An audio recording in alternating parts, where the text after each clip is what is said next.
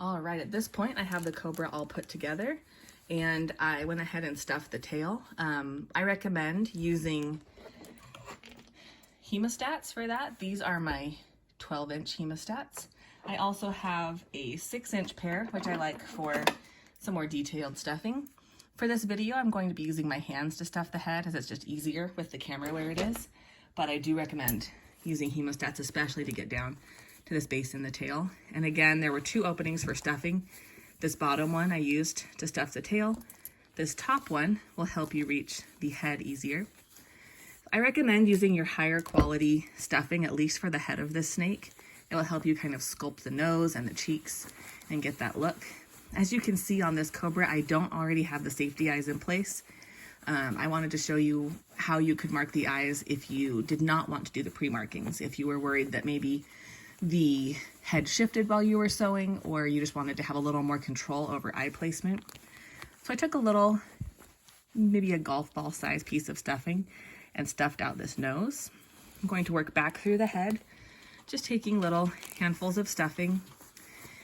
When you get a little further back, you're going to focus on filling out those side cheeks and really filling those in helps sculpt the final shape of the head. I just squished up this fabric in between.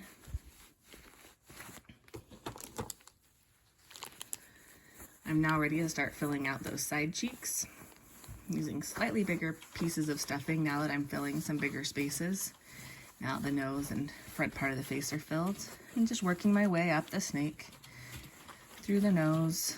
And these are the side cheeks that I'm talking about. You can see there's a little bit of extra fabric there.